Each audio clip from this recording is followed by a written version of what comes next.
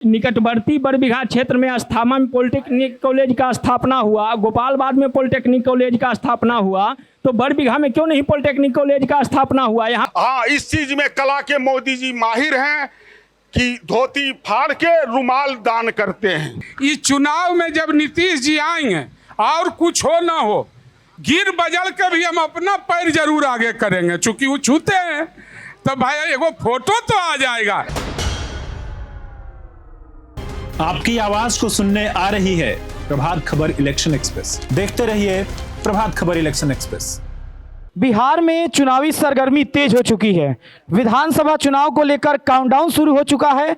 ऐसे में आज प्रभात खबर की टीम बिहार के श्री कृष्ण सिंह की धरती बरबीघा विधानसभा क्षेत्र पहुंच चुकी है, जहां लग चुका है प्रभात खबर का चुनावी चौपाल, sponsored by Rakesh Masala, powered by Vastu Vihar और मीडिया पार्टनर डेली हंट के साथ। सबसे पहले यहाँ की प्यारी जनता का हम ताली बजाकर स्वागत करते हैं और अभिनंदन करते हैं।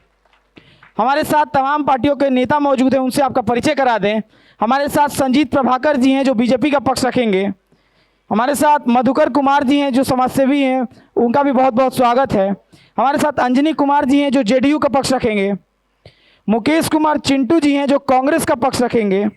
संतोष कुमार शंकु जी हैं जो विधायक प्रतिनिधि के तौर पर यहाँ मौजूद हैं, और गोपाल कुमार जी जो जनसुराज का पक्ष रखेंगे। सभी मेहमानों का बहुत बहुत स्वागत है।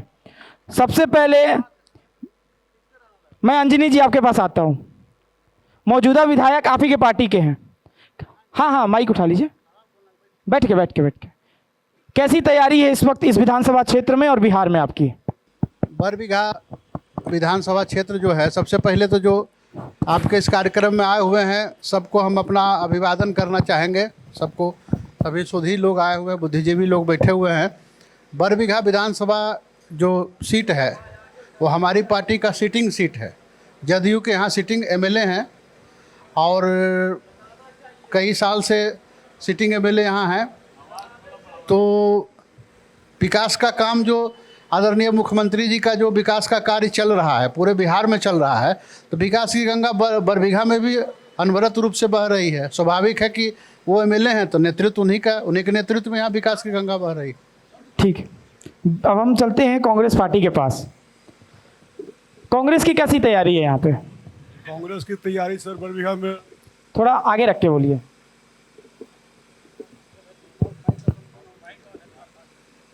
हमारी तैयारी बरबीघा में बहुत अच्छे जोरों से चल रही है। और पिछले बार भी लगभग हम लोगों ने बरबीघा विधानसभा से जीत हासिल कर ही लिया था, लेकिन सबको पता है किस वजह से हम लोगों की हार हुई।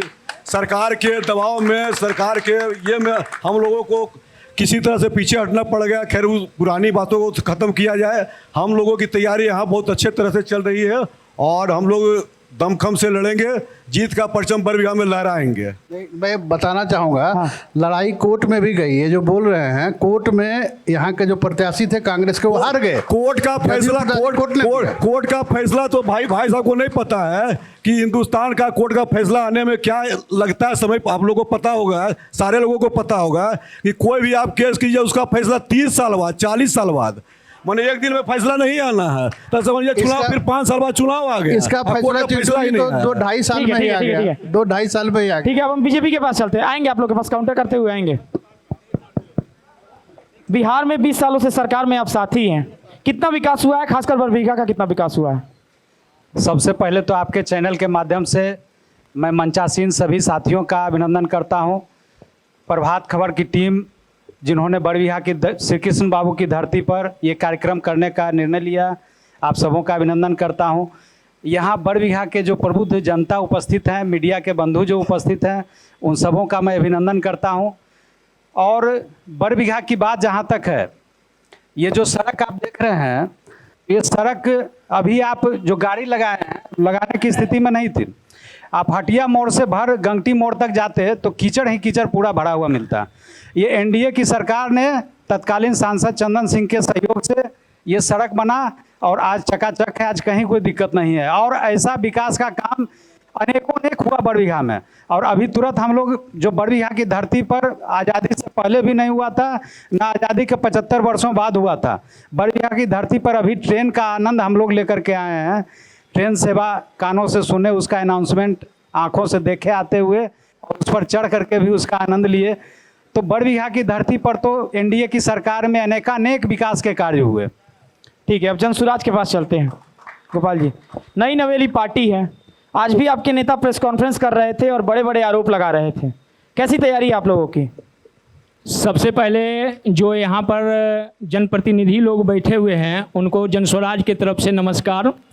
और जनस्वराज जो है 15 साल बनाम 20 साल की लड़ाई है और नई सोच के साथ, नई ऊर्जा के साथ ये जो लड़ाई हम लोग जनता के मुद्दे को विहीन करके जो लड़ते रहते हैं, 15 साल तुम क्या किया, 20 साल हम क्या किए, इसके विरोध का लड़ाई है जो देखने के लिए सब लोगों को मिल रहा है। और आने वाले समय में जनस्वराज जो है बहुत अच्छे सोच के साथ, युवाओं के सपनों के साथ, बुजुर्गों के अभिलाषा के साथ और औरतों की मन मर्यादा के साथ यहाँ पर बिहार में सरकार बनाने के लिए तत्पर है। ठीक है, संतोष जी आपके पास आते हैं। विधायक जी के प्रतिनिधि के तौर पर यहाँ आए हैं, 3 ऐसे काम गिना दीजिए जिस पर जनता भरोसा कर सके वो काम हुए हैं पिछले 5 सालों में।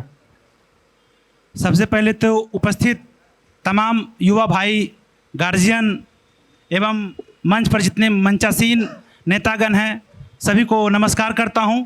और आपने हमसे 3 सवाल का जवाब मांगा, तो सबसे पहले तो मैं आपको बताना चाहता हूं कि 2005 से हमारे बिहार के मुख्यमंत्री आदरणीय नीतीश कुमार जी हैं। तो 2005 की स्थिति क्या है, क्या थी पहले और आज क्या है, ये इसके बारे में मैं अभी आप देख रहे होंगे कि 14 से 16 साल की लड़कियां सुबह 3 बजे घर से निकलकर कॉलेज दौड़ने के लिए जाती है, यह हमारी उपाधि है। हमारी महिलाएं जो पहले बिल्कुल ही सुरक्षित नहीं थी, लेकिन आज अकेले पटना, दिल्ली, मुंबई कहीं भी घूम घा कर आराम से बिहार अपने घर तक पहुंच जाती है। ये नीतीश कुमार जी की उपाधि है। और विकास की जहां तक बात कर रहे हैं तो हमारे आदरणीय मुख्यमंत्री नीतीश कुमार जी ने गरीबों के लिए अभी 125 यूनिट बिजली उन्होंने फ्री किया, ये हमारे मुख्यमंत्री जी की उपाधि है। तो इस तरह की बहुत सी ऐसे उपाधि हमारे नीतीश कुमार जी की, हमारी सरकार की है, जो आप जितना गिनती कीजिएगा वो कम होगा। ठीक है, मधुकर जी आपके पास आते हैं। बिहार की वर्तमान में राजनीति को आप कैसे देखते हैं? बहुत बहुत धन्यवाद प्रभात खबर की टीम को। और सबसे पहले अपने पूर्वज अमर शहीद श्री बाबू और लाला बाबू को चरण स्पर्श, वो अमर रहें, जहाँ भी रहें हम लोगों को अपना आशीर्वाद देते रहें। उसके बाद यहाँ आए हुए तमाम हमारे मित्र, नौजवान साथी, उसको क्रांतिकारी सलाम, और जो हमसे बड़े हैं उनको प्रणाम। रही बात बरबीघा की राजनीति को देखना, सही मायने में हम भटकाव की ओर हैं। हम जहाँ थे वहाँ से बहुत पीछे जा चुके हैं। और बरबीघा ने आज़ादी में अपनी भूमिका निभाई थी और उसका लिस्ट ब्लॉक में अभी भी पड़ा हुआ है, लेकिन आज के दौर की राजनीति में हम बहुत पीछे जा चुके हैं। आज का वर्तमान राजनीति जो है वो उम्मीद का किरण, अभी आपने एक सवाल उठाया, भाई शंकु जी ने कहा, उनसे पूछा आपने 3 बात गिनाइए, तो मुख्यमंत्री की बातों को उन्होंने रखा। आप पूछे कि विधायक की बात गिनाइए, तो विधायक का तो कोई बात था ही नहीं, मुख्यमंत्री की बात को उन्होंने रखा। जनसुराजी गोपाल भाई आंदोलन से उपजे हुए नेता हैं, स्वाभाविक तौर पे इनका जो पार्टी अभी चल रहा है उसमें हमारा भी इंटरेस्ट है, तो प्रेस कॉन्फ्रेंस बताता है कि हम कितने लबालब भरे हुए हैं, पूरा आत्मबल से मौजूद हैं। रही भारतीय जनता पार्टी की बात, काम करने का मुझे लंबा अनुभव 20 साल का रहा है। वो भारतीय जनता पार्टी और आज की भारतीय जनता पार्टी में इतना अंतर है कि उस दूरी को नापना संभव ही नहीं है। रही बात कांग्रेस की, तो कांग्रेस पिछड़ते हुए जमीन को तलाश रही है। यह बात सत्य है कि बरबीघा विधानसभा में जिन लोगों ने गिनाया, मालूम होना चाहिए कि बरबीघा विधानसभा में 237 गांव हैं। और कल एक पत्रकार महोदय, आप ही के उमेश भाई ने पूछा था कि भाई मेडिकल कॉलेज बरबीघा में होना चाहिए, इंजीनियरिंग कॉलेज बरबीघा में होना चाहिए। मित्रों, आप बरबीघा देखते कैसे हैं ये समझ में नहीं आता है। अभी का जो इंजीनियरिंग कॉलेज सुदासपुर में खुला है वो बरबीघा विधानसभा में है। आप विधानसभा अगर इसी बरबीघा चौक को मानते हैं और डी कुसुम्भा को आप नहीं मानते हैं, कार्य करिहों लक्षणा और रमरायपुर धर्मपुर को बरबीघा नहीं मानते हैं, तो ये अपना सोच हो सकता है। मेरा तो सोच है विराट बरबीघा में विराट हृदय के लोग रहते हैं, लेकिन वर्तमान स्थिति में राजनीति में हम लोग पिछड़ रहे हैं। इसमें सब लोगों को मजबूती से आगे आने की जरूरत है, यही मेरा कहना है। ठीक है, धन्यवाद। चलिए अब हम कार्यक्रम के सबसे मेन पड़ाव पर चलते हैं और जनता के बीच आते हैं। क्या हुआ? ठीक है ठीक है, अगला सवाल है। जिनका सवाल होगा हाथ खड़ा कीजिएगा आप लोग। हाँ, खड़े जी। समझौता है जदयू प्रतिनिधि विधायक प्रतिनिधि से कि वो ऐसा तारीख बताएं, ऐसा तारीख बताएं जिसमें हमारे माननीय विधायक जी ने बरबीघा के विकास के हित के लिए विधानसभा के सदन पर कोई बात रखी हो। हमारा शंकु जी से है जो विधायक प्रतिनिधि भी हैं। बरबीघा है, बरबीघा की खूबसूरती है भाई साहब के यहाँ सब लोग मिल के रहते हैं, आप टेंशन नहीं लीजिए। ठीक है, अब सवाल ले लें। शंकु जी विधायक प्रतिनिधि हैं, उनसे सवाल है कि माननीय विधायक कोई ऐसा डेट बताएं जो बरबीघा के विकास के लिए, बरबीघा में रोकथाम भ्रष्टाचार के लिए सदन में एक दिन अपनी बात को रखे हों, वो तारीख बता दें। मित्र निक्कू जी, मैं आपसे इस सवाल का जवाब देता हूं कि बहुत अच्छी बात कहना जरूरी है या बरबीघा में विकास होना जरूरी है। अगर अच्छी बात कहने के लिए सिर्फ नेता बने तो बहुत से नेता हमारे बरबीघा में हैं जो बहुत अच्छी बात करते हैं, लेकिन धरातल पर वो जीरो रहते हैं। तो फिर सदन बना ही क्यों? आज सदन बना ही क्यों? सदन बनना ही नहीं चाहिए। आप सदन में विधायक जी को बैठे हुए नहीं देखते हैं। आप 2015 के बाद आपके हॉस्पिटल की दुर्दशा पहले 2015 के पहले क्या थी और आज क्या है, ये देन किसका है? हॉस्पिटल की दुर्दशा हमारे भाई साहब बोल रहे हैं, हॉस्पिटल की दुर्दशा है, यहाँ सारे लोग बैठे हुए हैं। ठीक है, अब अगला सवाल ले लेते हैं। जिनका सवाल होगा हाथ खड़ा कीजिएगा। सवाल नहीं है क्या आप लोग के पास? विकास पर बात करिए, बोलना नहीं बोलना ये विकास नहीं होता है। काम के बारे में बारी से पूछिए, एक आदमी को मैं जवाब दूंगा। यहाँ पर जो सभी प्रतिनिधि गण बैठे हुए हैं, इनसे बहुत दिन से जनता का भी मांग रहा है कि बरबीघा को अनुमंडल बनाया जाए और वादा भी किया जा रहा है कि अनुमंडल बनाया जाएगा, बट आज तक क्या हुआ, इस पे कितना काम हुआ, इसके बारे में कोई जानकारी नहीं है। तो इसके बारे में थोड़ा सा सही जानकारी दें। बीजेपी के पास चलते हैं पहले। संजीत जी, बरबीघा में अनुमंडल बनाने की मांग। देखिए, भौगोलिक क्षेत्र में शेखपुरा जो है वो पूरे बिहार का सबसे छोटा ज़िला है और एकमात्र अनुमंडल रहने के बाद भी इसको ज़िला का दर्जा दिया गया। शेखपुरा ज़िला में मात्र एक अनुमंडल है, उसके बाद भी ज़िला का दर्जा दिया गया। अनुमंडल का जो क्राइटेरिया है बिहार सरकार का, उसको हम लोग फुलफिल नहीं कर पा रहे हैं कि 2 अनुमंडल इसमें बनाया जाए। जिस दिन वो फुलफिल होने का बनेगा, संभावना सरकार इस पर जरूर विचार करेगी और हम लोग प्रयासरत हैं। ठीक है, अगला सवाल ले लेते हैं। श्री बाबू के ही समय में बक्सी कमीशन में बरबीघा अनुमंडल के लिए पास है, आज तक क्यों नहीं हुआ? ठीक है, सवाल का जवाब दीजिए। पहले जेडीयू के पास आते हैं। हाँ, देखिए, हमारे आदरणीय मुख्यमंत्री महोदय जी ने इस पर एक कमेटी बना रखी है जो अपनी राय वहाँ दे चुकी है। समयानुकूल इस पर डिसीजन होगा। अगर पूरे बिहार में आप देखिए, कोई न अनुमंडल नया बना है न प्रखंड अभी तक बना है। पिछली बार जब बना था शेखपुरा जिला, उसके बाद अभी तक न कोई नई घोषणा हुई है, खासकर नीतीश सरकार में। तो इन्होंने एक कमेटी बना दिया, कमेटी ने अपनी रिपोर्ट भी सरकार को सौंप दी है। अगर अरे यार रुको, बोलने दो ना भाई, यहीं पकड़ियो बरामा जी डील हो जाती हाथी रो अभी बरबीघा करेंदा। तो उसमें कमेटी का रिपोर्ट वहाँ पड़ा हुआ है। जब भी पहला कोई अगर अनुमंडल या जिला बनता है तो निश्चित रूप से बरबीघा सबसे पहले घोषित होगा। ठीक है, अगला सवाल। जिनका सवाल होगा हाथ खड़ा कीजिए। सवाल ही नहीं है, गजब की बात है। हाँ, सवाल कीजिए आप लोग, इतना अच्छा मंच मिला है आप लोगों को सवाल करने के लिए। चलिए उठिए, खड़े हो जाइए।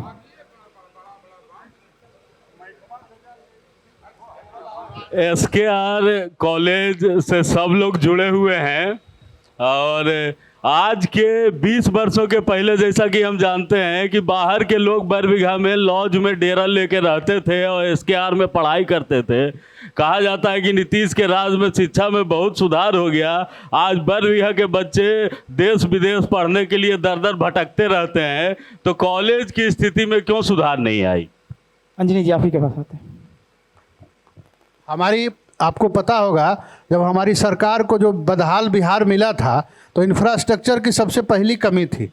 इंफ्रास्ट्रक्चर पर हम लोग की सरकार ने काम किया। आप देख रहे होंगे प्राथमिक विद्यालय से लेकर मध्य विद्यालय, हाई स्कूल और कई college, engineering college, medical college सब खुला। अब है कि उसमें जो नियमित स्टाफ होने चाहिए तो उसकी एक रूटीन बहाली होती है, तो वो चूँकि एक 10 साल का गैप रहा, 10 साल में बहाली नहीं हुई, तो वो धीरे धीरे हो रही है। अब शिक्षकों की जो कमी है, इसको हम मानते हैं कि शिक्षकों की कमी है। मैं हाल के दिनों में कॉलेज गया था, शिक्षकों की कमी है। और आपका ये कहना है कि बरबीघा का गौरवशाली अतीत रहा है। यहाँ लोग बाहर से पढ़ने आते थे। भागलपुर के बाद अगर किसी विश्वविद्यालय का, महाविद्यालय का नाम था तो बरबीघा का SKR कॉलेज था। हम लोग के पिताजी भी उसमें प्रोफेसर थे। लेकिन आज के तारीख में भी जो गौरव है उसके पाने की ओर हम लोग अक्सर हैं। निश्चित रूप से स्टाफ की बहाली हो रही है और वो आएंगे और फिर से वो गौरव प्राप्त होगा। इस पे मैं गोलू जी का सवाल और प्रकाश डालना चाहता हूं। हमारे सांसद विवेक ठाकुर जी के प्रयास से केंद्र सरकार ने 5 करोड़ रुपया SKR कॉलेज के विकास के लिए दिया है और सांसद महोदय के प्रयास से कुछ शिक्षक भी वहां आए हैं, नए प्रिंसिपल भी आए हैं और उनके संपर्क में है। यहाँ और भी विषयों की पढ़ाई के लिए भी बात चल रही है, उसे जल्द ही मूर्त रूप दिया जाएगा। ठीक है, अगला सवाल जिनका होगा हाथ खड़ा कीजिए। इस पे अगर गोपाल भाई की इजाजत हो, चूंकि माइक उठाए हैं। अभी हम कहना चाहते हैं, शिक्षा की जब बात हो रही है तो हम सत्ता पक्ष के लोगों से ये पूछना चाहते हैं कि आपके रीजन में ही निकटवर्ती बरबीघा क्षेत्र में अस्थामा में पॉलिटेक्निक कॉलेज का स्थापना हुआ, गोपालबाद में पॉलिटेक्निक कॉलेज का स्थापना हुआ, तो बरबीघा में क्यों नहीं पॉलिटेक्निक कॉलेज का स्थापना हुआ? यहाँ पढ़ने वाले लोग नहीं थे क्या? बरबीघा में जो है श्री कृष्ण बाबू को आप आदर्श मानते हैं, लाला बाबू को शिक्षा रूपी दधीची माना जाता था, राष्ट्रकवि दिनकर को शिक्षा के रूप में देखा जाता था यहाँ का, और उसके बाद भी दोनों पॉलिटेक्निक कॉलेज की स्थापना जो है निकटवर्ती जिला में कर दिया गया, बरबीघा में क्यों नहीं किया गया? ठीक है, यदि आयोजक महोदय का 2 मिनट समय मिले। हाँ, एक मिनट में तो मैं शिक्षा बरबीघा में एनडीए सरकार के द्वारा शिक्षा के क्षेत्र में किए गए कार्यों के बारे में कुछ प्रकाश डालना। बरबीघा विधानसभा में एनडीए सरकार के द्वारा पॉलिटेक्निक कॉलेज दिया गया खुड़िया में, ITI कॉलेज दिया गया, इंजीनियरिंग कॉलेज सूरदासपुर में दिया गया जो बरबीघा विधानसभा में ही पड़ता है।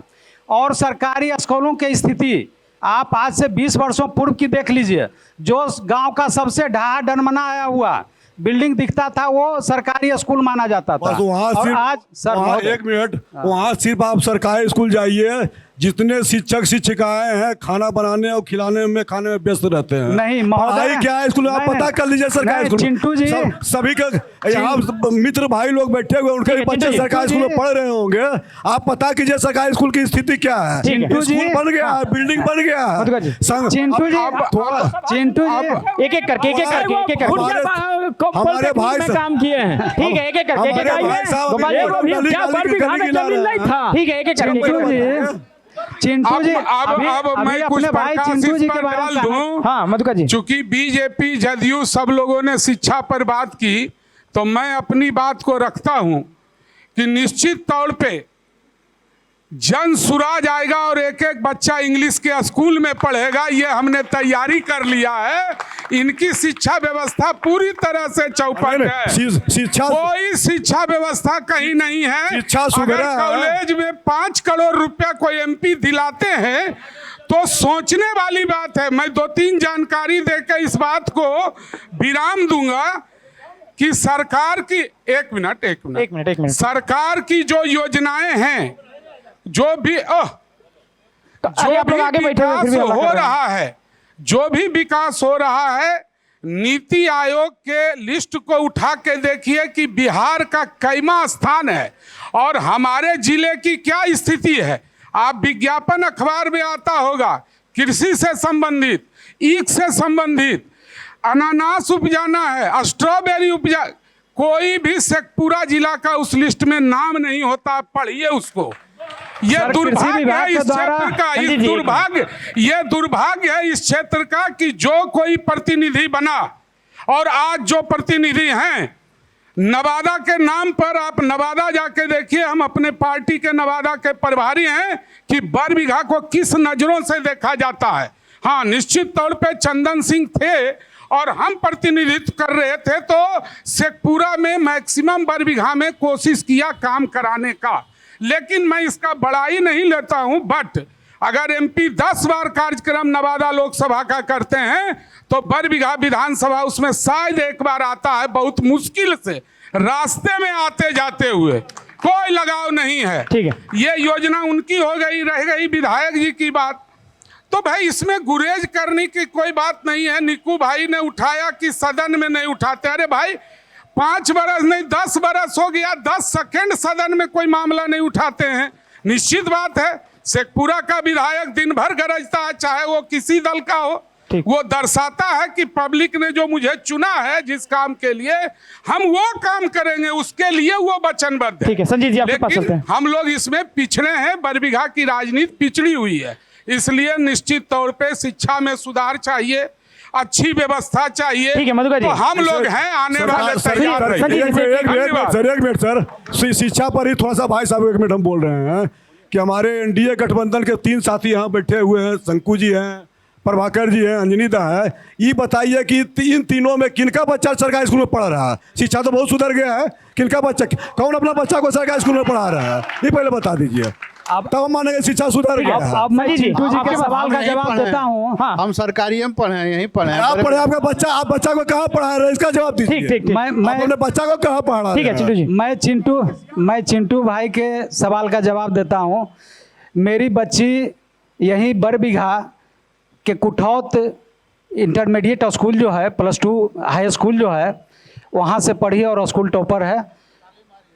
और मैंने खास करके वहाँ एडमिशन करवाया, चूंकि अच्छी पढ़ाई वहाँ हो रही है। आपने एडमिशन करवा लिया, आप कोचिंग पटना में करती होगी, एडमिशन आपने करवा लिया, करती होगी। संजीत जी इधर, आप स्कूल में पता करवा अगला सवाल और जहाँ तक शिक्षा की बात है, तो शिक्षा के क्षेत्र में सर आप रिकॉर्ड उठा करके देख लीजिए, सरकारी स्कूल के बच्चियों का एडमिशन का रिकॉर्ड देख लीजिए और रिजल्ट का भी रिकॉर्ड देख लीजिए, आपको भी मौका मिलेगा। जी जी, एक मेरा सवाल है, मौका मिलेगा। एक मेरा सवाल है, 20 साल से इतना अच्छा आ रहा है सर। टीचर 25 और बच्चा 10, टीचर 25 और बच्चा 10। चिंटू जी एक सेकंड, टीचर 25 और बच्चा 10। आप लोग दोनों बोलेंगे तो आज नहीं जाएगा। फिर स्कूल में पता कर लीजिए, सब जगह टीचर जो है पर्याप्त, संजीत जी ठीक है, बच्चा सिर्फ भोजन के लिए जाता है।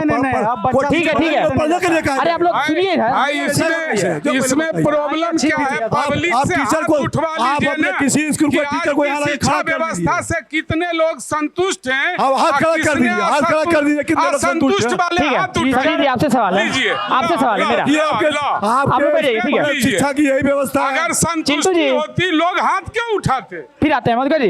लेकिन बहुमत में हाथ नहीं उठा। ठीक है अजय जी, विरोध में तो उठेबन करेंगे भाई, कौन बात। ठीक ठीक, आप हाथ उठवा दिए। अरे अब जनता के बीच चला जाए, अब जनता के पास चलते हैं। ठीक है अजय जी, 20 उठा है हाथ, 20% उठा है हाथ, 80% हाथ नहीं उठा। के खिलाफ 100% हाथ उठा है। नहीं, हाथ उठाने नहीं आए, जवाब देने आए हैं। हाथ 20% भी नहीं उठा है। हम पूछना चाहते हैं, यहाँ पे जितने भी मंच पे बैठे हुए हैं सभी जाने माने नाम है। अच्छा, कैमरा हटता है तो आप लोग चिल्लाने लगते हैं, जब सवाल लेने आते हैं तो किसी का हाथ ही नहीं उठता है।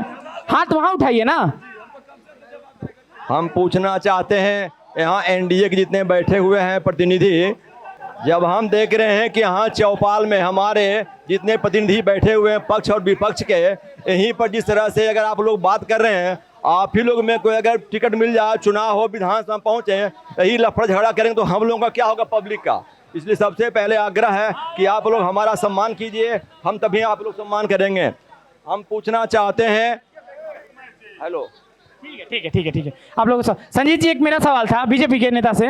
20 साल से आप लोग सरकार में, इधर सर, संजीत जी इधर 20 साल से आप लोग सरकार में हैं, अभी भी जब डाटा आया था तो पर कैपिटल इनकम में बिहार सबसे निचला राज्य के तौर पे था। कितना विकास किए आप लोग 20 साल में? सर 20 वर्षों में आपने ये गौर नहीं किया कि प्रति व्यक्ति आय जो है 4 गुना बढ़ा है। फिर भी सबसे नीचे हम ही लोग हैं सर, फिर भी नीचे 4 गुना बढ़ा सर। और यदि 20 वर्षों में हमारी सरकार नहीं होती तो हम उससे और नीचे गए होते, जिससे पहले जा रहे कितना नीचे जाते हैं सर? ऐसे ही नीचे पड़े हुए हैं हम लोग सर। जब ठीक, अगला सवाल ले लेते हैं। जिनका सवाल होगा हाथ खड़ा कीजिए। हाँ बोलिए। 20 साल पहले कोई भी देश का जीडीपी जो ग्रोथ होता है क्या होता है, वो सोना के भाव से देखा जाता है। आप पूछिए कि 20 साल पहले कितना गुना सोना का भाव अभी बढ़ा है, नेट पर खोल के अभी तुरंत देखिए और उनसे जवाब मांगिए, इनका जवाब नहीं दे पाए। ठीक है संजय जी। सोना का मूल्य, हमारे मित्र हैं छोटे भाई, उन्हें मालूम नहीं है किसी भी वस्तु का मूल्य जो है वैश्विक स्तर पर बढ़ता घटता है उसके मांग और उसकी उपलब्धता के आधार पर। सोना की उपलब्धता कम है और मांग आज के दिनों में काफी बढ़ गई है, इसलिए उसका कीमत जो है बढ़ा है। एक मिनट, हमारे जीडीपी पर हमको भी कुछ बोलने दीजिए। व्यापार हम भी करते हैं, मालूम होनी चाहिए। आज का नेट खोलिए और देखिए कि अमेरिका का जो डॉलर है उसकी स्थिति आपके यहाँ क्या है, और कांग्रेस का 2013 के शासनकाल को देखिए, बहुत पीछे मत जाइए। 14 साल के पीरियड में कितना लंबा छलांग अमेरिकी डॉलर ने लगाया, आज 89 रुपये से ऊपर हो चुका है। और वही कारण है कि वर्ल्ड में अव्यवस्था फैली हुई है, आपकी विदेश नीति खत्म हो चुकी है। आप दिखाना चाह रहे हैं, झांपना चाह रहे हैं, लेकिन झांप नहीं पा रहा है।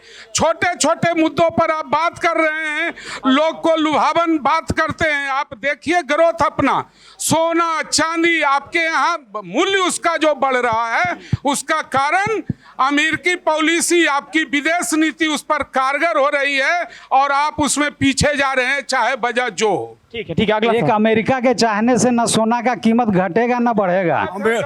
अमेरिका के चाहने से आपने युद्ध रोक दिया भारत पाकिस्तान का। अमेरिका के चाहने से आपने युद्ध रोक दिया। अमेरिका ने युद्ध रोकवा दिया, समझे? अमेरिका युद्ध रोकवाएगा सर, हम लोग रोके तब रुका है। अमेरिका हम लोग का युद्ध कैसे रोकवा देगा? उन्होंने कहा कि मेरे कहने पर भारत ने युद्ध रोका। तुरंत विदेश मंत्रालय ने खंडन किया कि उसके कहने से क्यों रोका? आपने खंडन बहुत बाद में किया। चिंटू जी एक सेकंड। हमारा कहना है कि एनडीए पक्ष से मेरा सवाल है, चाहे डबल इंजन हो, ये आज गली गली में बच्चा जानता है कि यह ट्रबल इंजन हो चुका है। इस इंजन में खामियां ही खामियां हैं, जिसका नतीजा है कि नीतीश जी ने 20 साल फ्री बीज की राजनीति नहीं किया। आज 7500 करोड़ रुपया कर्ज लेकर उन्होंने कल डाला है। अभी हमारे साथ एक मित्र मिले, उन्होंने कहा कि हमारा पैसा 10,000 आया था, नीतीश भेजा था या मोदी भेजा था, तो नहीं निकल रहा है। और कल भर नहीं निकलेगा तक कि तो निकलवे नहीं करेगा। सब आप बात फैला रहे हैं, यही कहते हैं। आज ठीक है, अफवाह है, मान लीजिए। जोर से बोलने से हम लोग तो शरीफ लोग हैं। नहीं, 10,000 में क्या रोजगार होता है? सुनिए नेताजी, 10,000 में कौन सा रोजगार? 15 लाख क्या था ये बता दीजिए, 10,000 को अफवाह मान लेंगे।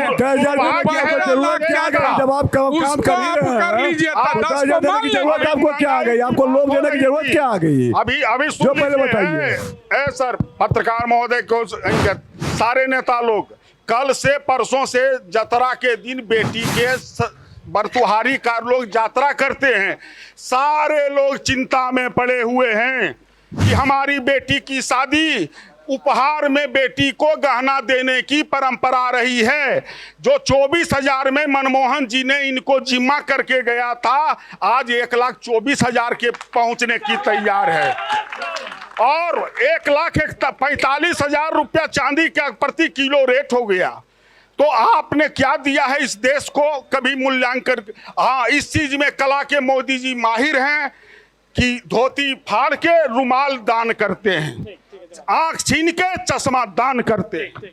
पहले संजीत जी आपके पास आते हैं। देखिए, गुड्डू जी हैं, हमारे मित्र भी हैं और कांग्रेस के अच्छे नेता भी हैं। विरोधी दल की ओर से सवाल आना लाजमी है, चुनाव का समय है।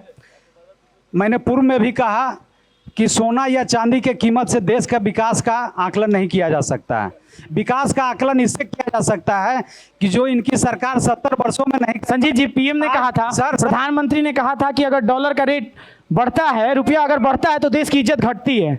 आज की स्थिति में क्या आप मानते हैं उसको? सर, सिर्फ एक डॉलर और सोना चांदी से देश का विकास नहीं माना जा सकता है। आज विकास इससे माना जाएगा कि हम लोग 7 बजे ट्रेन पकड़ेंगे यहाँ और 9:15 बजे पहुंचेंगे पटना और वहां से 4:30 बजे नहीं, गलत बात नहीं। ये हुआ आज यहाँ से आज यहाँ से चलते हैं सर और 2 घंटा में पटना पहुंच जाते हैं।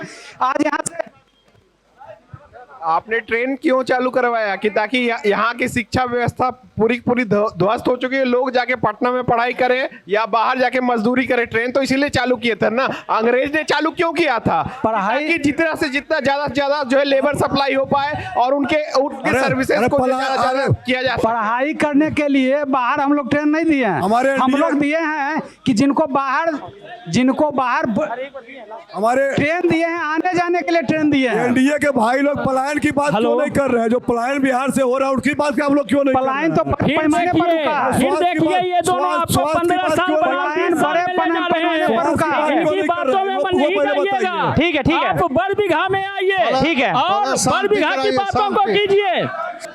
बिहार का बजट 2005 में 25,000 करोड़ था।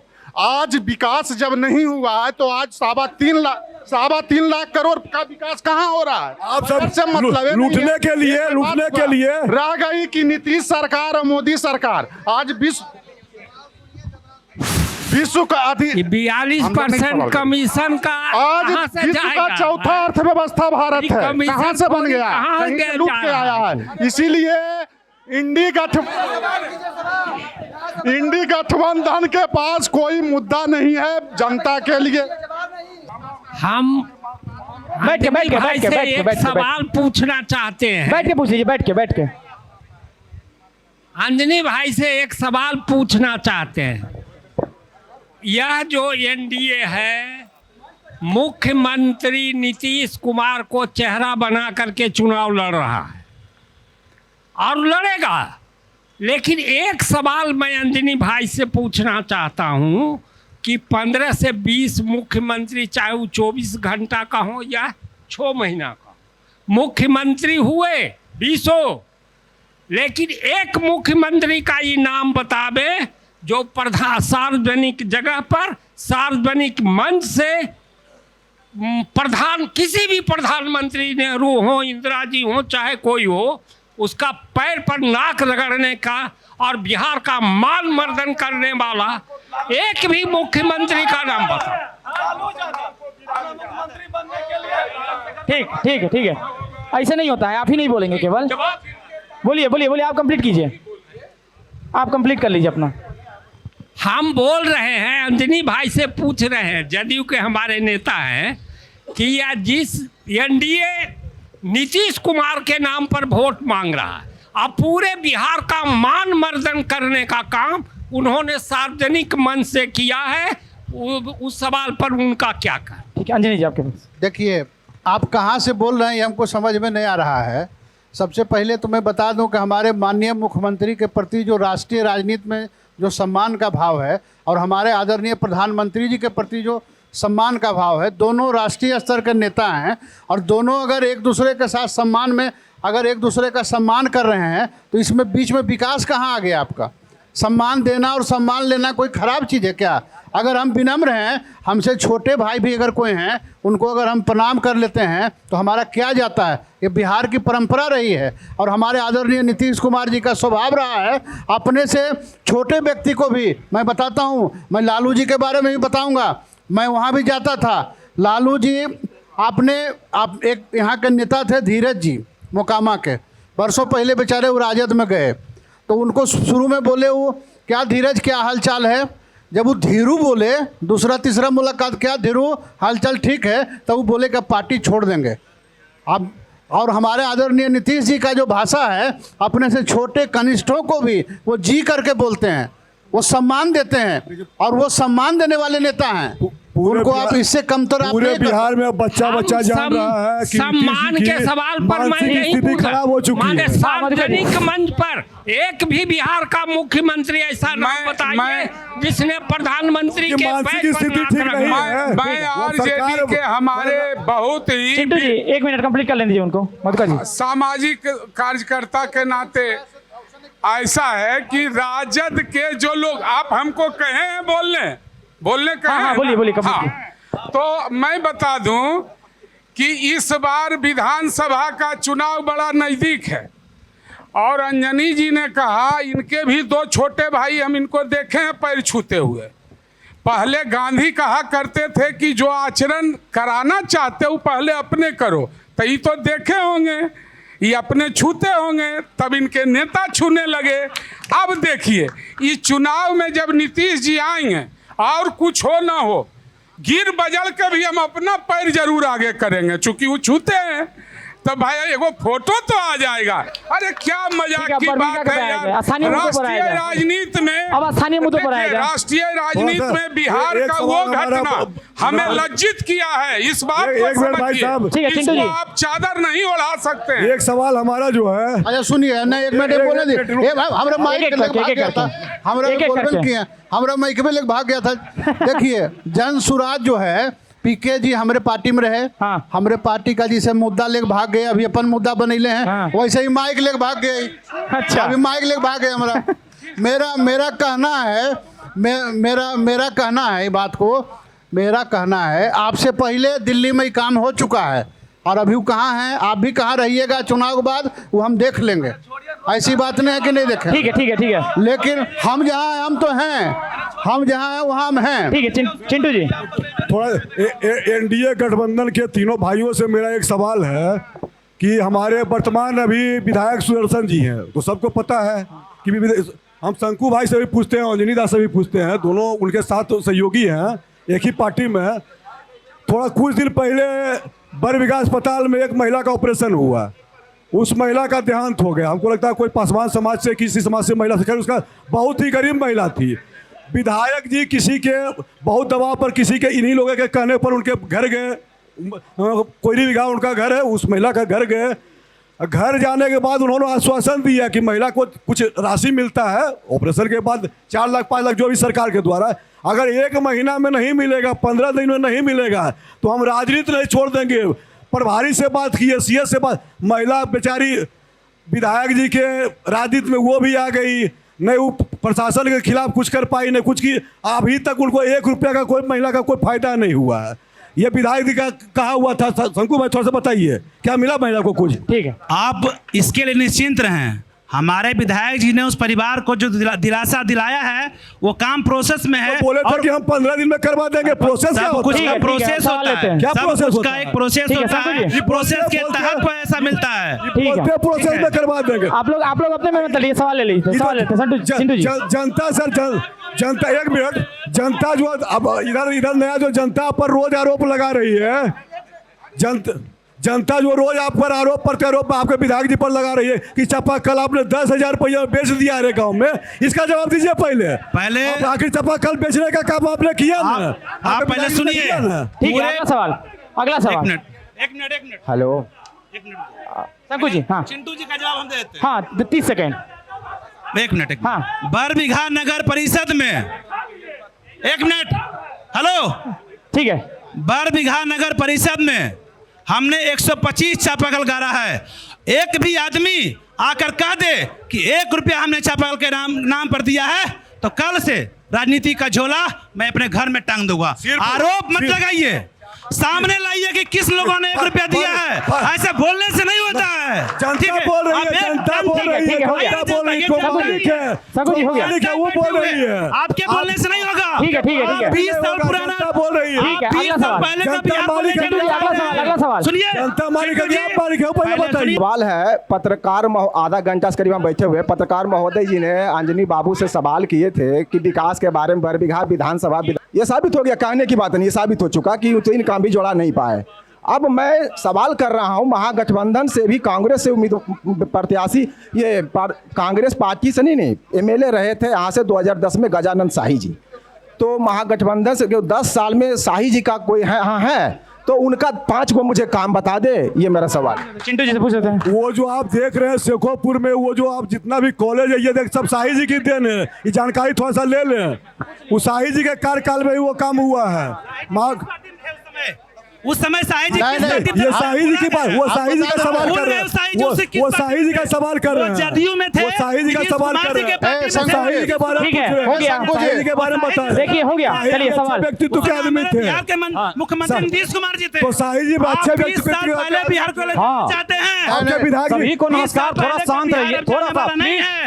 आपका आवाज है कि भूरा बाल साफ करो, आप उस पर बिहार जाने वाला नहीं है। आप वर्तमान की बात कीजिए कि बिहार क्या मांग रहा है। किसी का व्यक्तिगत राय हो सकता है, थोड़ा सा व्यक्तिगत राय, थोड़ा सा, एक मिनट, समर्थन कोई नहीं करता है, उसका समर्थन कोई नहीं 20 साल कर रहा है, पहले बिहार नहीं जाएगा, उसका समर्थन कोई नहीं कर रहा है। चिंटू जी, व्यक्तिगत राय हो सकता है। चिंटू जी, जनता कह रही है कि हमारी बात नहीं सुन रहे हैं आप लोग। सभी को नमस्कार। ये एक बहुत बड़ा बहुत अच्छा आयोजन आपके डेट में लगा। हम चाहते हैं कि केवल सवाल इधर से हो और जवाब एक एक करके। अगर आप लोग आपस में ही 4 आदमी बोलिएगा तो हम लोग नहीं सुन पाएंगे। जिन्होंने भी ये आयोजन कराया उनको बहुत बहुत धन्यवाद। और ये एक बड़ा मंच होना चाहिए था। हमने सोशल मीडिया के जरिए देखा, 3 बजे आया था लेकिन कोई नहीं थे।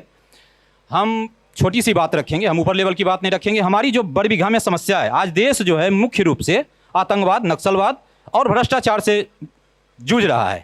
हम लोग आतंकवाद, नक्सलवाद से तो नहीं हैं, अच्छे हैं, लेकिन भ्रष्टाचार की जो बात किया जाए, सरकार, सत्ता पक्ष, विपक्ष जो भी हैं सब भी यहाँ बैठे हैं, हालांकि उम्मीद से कम आए हैं पार्टी के लोग यहाँ, तो इस पर हमारे बरबीघा और शेखपुरा की बात हम और नहीं करेंगे बात।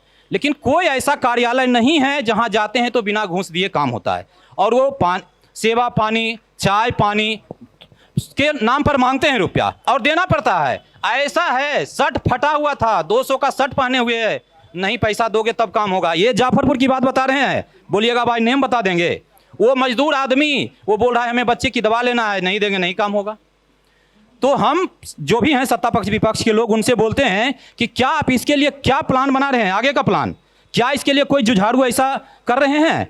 दूसरी बात यह है कि हमारे बरबीघा और शेखपुरा में इस लेवल में जुझारू नेता की कमी है। इस बात को मानना पड़ेगा कि इसके लिए हमने कभी नहीं जूझते देखा।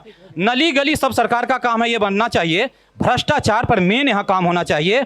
और हमारे शंकु भाई बोल रहे थे कि चापाकल, आप अगर ग्राउंड में हमारे साथ चलिए तो वो बस खत्म है। वो चापाकल अब घूस लेके हो रहा है, कैसे हो रहा है हमें पता नहीं है, लेकिन सत्ता पक्ष या विपक्ष के लोगों जो जुड़े हुए हैं उनके घर में, जबकि वो सार्वजनिक स्थल पर होना चाहिए, नहीं है। आप एक नहीं सैकड़ों दिखा देंगे। अगर इस पर हैं आप सहमत तो आप इस पर बात रखिए। और हमारे साथ, हमारा नाम राम सेवक है, हो सकता है अंजलि, अब मैं बरबीघा नगर परिषद चलिए जहां का मैं प्रतिनिधित्व कर रहा हूं, आप सामने चापाकल देखिए, सार्वजनिक जगह पर है। आप हटिया मोड़ पर जाइए, सार्वजनिक जगह पर है। आप फैजाबाद रोड में जाइए, सार्वजनिक जगह पर है। आप सिनेमान के पास जाइए, सार्वजनिक जगह पर है। आप गौशाला जाइए, सार्वजनिक जगह पर है। ऐसे तमाम जगह मैं आपको बताना देना चाहूंगा कि सार्वजनिक जगह पर चापाकल करा हुआ है। अब इस पर एक लाइन में इसका विराम, आप लोग सुन लीजिए। हाँ, चापाकल पर अब विराम दे दें। शंकु भाई बहुत बहुत धन्यवाद, आपने बहुत बहुत धन्यवाद आपको कि आपने 150 चापाकल नगर परिषद में गड़वा दिया। और हमारे जो साथी कह रहे थे, लेकिन ये सरकार के पैसे की बर्बादी हो गई भाई। नगर परिषद का अपना फंड जब सैकड़ों करोड़ में है तो आप क्यों उसमें अपना पैसा जाया कर दिए, ग्रामीण क्षेत्र में देते। नगर परिषद में आंदोलन करके नगर परिषद से गड़वाते, यहाँ क्यों गड़वाए, ठीक है मधुकर जी, राजनीति हो गई। धन्यवाद। ठीक है, अगला सवाल, एक युवा साथी सवाल कर रहा है। हेलो, सब लोग भैया शिक्षा पे बात कर रहे थे। कुछ दिन पहले, 15 दिन पहले एनआरएफ रैंकिंग आया है, बिहार का एक भी यूनिवर्सिटी 100 रैंकिंग के अंदर आया तो आप समय से कोई बता देंगे, हम चुप हो जाएंगे इस पे। अभी मैं प्रेजेंट में दीनदयाल उपाध्याय यूनिवर्सिटी गोरखपुर का स्टूडेंट है जो कि 99 रैंक पे है, और बिहार का एक भी यूनिवर्सिटी एनआरएफ में भारत सरकार का जो रैंकिंग आता है उसमें 100 से नीचे आ जाए, बिहार का एक भी यूनिवर्सिटी, तो आप बताने का मुझे कष्ट करें। और आप लोग मुद्दा विहीन कर रहे हैं, नल जल पे, पानी पे, शिक्षा पे आप बात नहीं करते हैं, रोजगार पे आप बात नहीं कर रहे हैं। आप बताइए कि कौन यूनिवर्सिटी 100 रैंकिंग के अंदर आ रहा है। जायज़ सवाल है, जवाब दीजिए संजीत जी। हमारे छोटे भाई का सवाल जो है वो जायज़ है कि अभी 100 के अंदर रैंकिंग में नहीं है, ठीक है, लेकिन उससे पहले हमारी सरकार जब नहीं थी तब हमारे यूनिवर्सिटियों का रैंकिंग क्या था ये भी तो बताएं, पता करें। 20 बरस से सरकार में आप लोग और इन 20 वर्षों में शिक्षा का स्तर इतना सुधरा है जिसका कोई हिसाब नहीं, और पूरे बिहार में। अच्छा एक मिनट और संजीत पूरे जी, बिहार में कई एक मिनट मैं सवाल कर रहा हूँ, मैं सवाल कर रहा हूँ, एक मिनट। हमारे 20 साल से आप बिहार में सरकार में हैं, 11 साल से केंद्र सरकार में है, एक सेंट्रल यूनिवर्सिटी बता दीजिए जो बिहार में खुला हो। कई अनेक यूनिवर्सिटी खुली, चार मेडिकल कॉलेज जो है नहीं, सेंट्रल यूनिवर्सिटी देने का काम किया गया। सेंट्रल यूनिवर्सिटी तो आपका 3 यूनिवर्सिटी और खुला बिहार में। सेंट्रल यूनिवर्सिटी कितना खुला सर? नहीं, पटना यूनिवर्सिटी को मांग हुआ वो भी नहीं मिल पाया सेंट्रल यूनिवर्सिटी का दर्जा। कहाँ? पटना में तो नहीं मिल पाया। हाँ, अगला सवाल। एक मांग हमारा भी है, सुनिए। जदयू और बीजेपी से हम पूछना चाहते हैं कि भ्रष्टाचार पर हमने बोल रहे हैं, ब्लॉक रहे या जिला से रहे, कोई भी काम करने के लिए जाता है आदमी तो तय फिक्स है, रेट फिक्स है, 10,000 1 लाख रुपया, और सर्वे के नाम पर यहाँ करोड़ों रुपया लूट के चला गया है। और जदयू और बीजेपी शिक्षा पर बोलते हैं, शिक्षा पर जाइए स्कूल में 20 विद्यार्थी पर 10 गो टीचर है, इसलिए है कि आप लोग प्राइवेट की स्कूल को प्रोत्साहन देते हैं, डीएम साहब, एसपी साहब, मंत्री, एमएलए कुल जाके वहाँ प्रोत्साहन देते हैं, इसीलिए सरकारी स्कूल चौपट हो रहा है। इस पर जवाब दिया जाए। ठीक है, अंजलि जी आपके पास आते हैं। देखिए, एक शांति बना, अरे हम दे रहे हैं, अरे दे रहे हैं। हाँ, दोनों पे पूछा है, दोनों पे सवाल। थोड़ा सुनिएगा। अरे हो गया। अरे बाबा, अरे थोड़ा सुनोगे यार। भ्रष्टाचार की जो समस्या है ये बिहार या देश की नहीं है, ये विश्वव्यापी समस्या है। मेरी बात पहले सुनिए, हमको 5 मिनट बोलने दीजिएगा, तब झाँव कीजिएगा तो नहीं बोलेंगे। दूसरी बात, अभी सर्वे की बात आप कर रहे थे। सर्वे में अगर आपके पास कागज है, आपको जल्दी होती है, आप नौकरी करते हैं दिल्ली पटना में, आप गांव में आते हैं, आपको लगता है कि अपना काम हम जल्दी करा के चले जाएं, आप पैसा देते हैं उसको। ए भाई, रुको नहीं यार, एक मिनट, जवाब तो सुन लो। तो पहले सुनो, और नहीं तो बोलते रहो। मैं जो बोल रहा हूँ पहले सुनिए, फिर आप बोलिएगा। भ्रष्टाचार में जितना योगदान उन कर्मचारियों का है, जितना योगदान उन नेताओं का है, जितना योगदान उन अफसरों का है, उससे ज़्यादा हम लोग भी दोषी हैं। हम लोग भी देते हैं उसको जाके पैसा। क्योंकि एक मिनट पहले बोलने दीजिए, तब बोलिएगा। भ्रष्टाचार के निवारण के लिए हमारे आदरणीय नीतीश कुमार जी ने राइट टू इन्फॉर्मेशन और न जाने कितने कानून की स्थापना की। सभी लोक शिकायत, सभी की जानकारी देने के लिए कोषांग है, लेकिन आपने उनका उपयोग कब किया है ये हमको बताइए। हमको नहीं, पहले बोलने दो। आपसे नहीं पूछा जा रहा है, पर्सनली आपसे नहीं पूछा जा रहा है। एक मिनट हाँ जी, आप इधर बोलिए, कैमरे पे। आप फिर बोलने दीजिए। आप फिर नहीं, एक मिनट रुकिए। शराबबंदी किसी को अरे डराने के लिए नहीं लाए।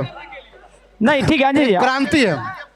आप कंप्लीट कीजिए। पहले इनको 5 मिनट बोलने नहीं, हम कार्यक्रम समाप्त कर देंगे, फिर ये लोग डिस्टर्ब कर रहे हैं खुद। अरे यार चुप रहो ना, बोलने दो। नहीं, मैं एक मिनट, मैं भी 2 शब्द रखना चाहता हूँ। हाँ। हम बड़बीघा के मुद्दे पर आते हैं। पहली बात तो यहाँ पर आते हैं, बड़बीघा के लोग हैं, सारे मुद्दे पर आते हैं। आप जन स्वराज के तरफ से हम आपसे 3 मांग करते हैं, आप तीनों का आप सही जवाब बताइए।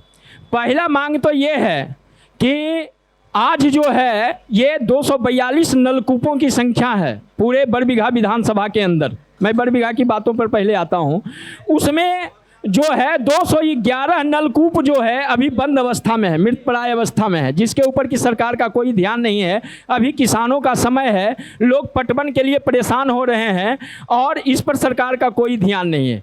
पहली बात। दूसरी बात कि आज कभी जाकर, मैं नेताजी यहाँ पर सारे लोग बैठे हुए हैं, सभी पार्टी के लोग बैठे हुए हैं, मैं उनका एक बार ध्यान आकृष्ट करवाना चाहता हूँ कि जो बीज वितरण होता है किसान भवन में, आप वहाँ पर जाइए अंजनी दा, सुबह में एक किसान साइकिल लेकर आता है और शाम तक उसको पता नहीं होता कि हमें बीज मिलेगा कि नहीं मिलेगा, इसकी गारंटी कौन लेता है, समझ गए। और शाम को बैरंग फिर साइकिल उठाता है और अपने घर की तरफ जाता है। कारण एक खिड़की आपके पास है बीज वितरण के लिए, और वहाँ पर 4-4 पंचायत को न्योता दे दिया जाता है कि बीज वितरण हो रहा है, और वहाँ पर सारा किसान जो है लाइन लगाकर खड़ा रहता है, लेकिन किसी को पता नहीं है कि हमारा गल्ला कब मिलेगा। सब बैकडोर से होता है। दूसरी तीसरी बात, अभी जो है वो खाद का समय है, लोग किसानों के लिए खाद यूरिया का जो है DAP का समय है। आप ये बताइए कि जिस प्रकार से खाद की कालाबाजारी हो रही है और अलग अलग प्रतिष्ठानों पर खाद बांटा जा रहा है और उसका जो है वो मूल्य से अधिक मूल्य पर किसानों को लेने के लिए मजबूर किया जा रहा है, बिस्कोमान से खाद उपलब्ध नहीं हो रहा है। इस पर आप कोई प्रतिक्रिया दीजिए। हमारा 3 मुद्दा है किसानों को लेकर, ठीक है, इस पर ही आप बात कीजिए। समय की बाध्यता है, इसलिए आज के कार्यक्रम को हम समाप्त करने के कगार पर हैं। आप सब यहाँ पर आए, आप सभी का हम चाहेंगे कि एक बार जो प्रमोद चंद्रवंशी जी हैं, हीरा जी है, मंगलम जी हैं, सतीश जी सब लीडर हैं। दूसरा ये चाहेंगे कि भ्रष्टाचार पर एक लाइन हम जरूर कह दें, कंप्लीट कीजिए, कि भ्रष्टाचार पर जो नेताजी का कहना था कि सारा सिस्टम ऑन है, आप वहां दावा कीजिए रिजल्ट मिल जाएगा। अरे भाई, आपके मंत्री पर दावा किए, उसका रिजल्ट बन बताइए। अब आप लगे किसान का निदान करने, दावा तो आप पर कर दिए, कहाँ घूम रहे हैं बताइए, उस पर क्या कहना? देखिए, हम उस पर आपको जवाब देते हैं। पहला बात कि सारे कागजात की जांच की जा रही है, पहला। दूसरा चीज, कोई जवाब देगा, आप आरोप लगा दीजिए जी अभी हम पर, तो हम भी उसको एक बैग लगा दिए, वो किया जा रहा है। दूसरा चीज, आपको नहीं पता है जितनी भी संपत्ति जन स्वराज के राष्ट्रीय जो आपके नेता हैं, उन्होंने जो कागज दिखाया, सब पर 80% लोन है। आपको नहीं पता है। आप किसी का केवाला निकाल के दिखा दीजिए। अभी हमारा घर है, वहाँ पर 1 बीघा जमीन है, दिखा दीजिए 1 बीघा जमीन है, तो उस पर 80% लोन है। ठीक है, सब लोन है उनका। अशोक चौधरी का कोई बेनामी संपत्ति नहीं है। चिंटू जी, ठीक है, हो गया। एक्चुअली हो गया आपका टिकट का टाइम ठीक है, आपने पक्ष रख लिया अपना। चिंटू जी, लास्ट कमेंट। एक मिनट सर, ये सुनिए, हमारे अशोक चौधरी जी ऐसे लीडर हैं कि यहाँ समझिए कि युवा बेरोजगारी से मर रहा है और 58-59 साल में प्रोफेसर बन रहे हैं। आप ही के पार्टी में प्रदेश अध्यक्ष से पहले पार्टी के प्रोफेसर कहाँ से रहेंगे? नहीं, प्रोफेसर की बात नहीं कर रहे, आपके पार्टी में थे ना वो। और योग्यता नहीं है और बच्चा में योग्यता नहीं है। ठीक है। आप सब इस कार्यक्रम में आए, इसके लिए आप सभी का बहुत बहुत धन्यवाद। आज के कार्यक्रम में बस इतना ही। आप सभी का बहुत बहुत धन्यवाद कार्यक्रम में आने के लिए। चलेंगे अगले किसी और चौपाल लगाएंगे और वहां भी जनता का मिजाज जानेंगे। तब तक के लिए वीडियो जर्नलिस्ट साहिल के साथ आयुष राज द्विवेदी, बरबीघा, प्रभात खबर। प्रभातखबर.com, विश्वास वही, रफ्तार नहीं।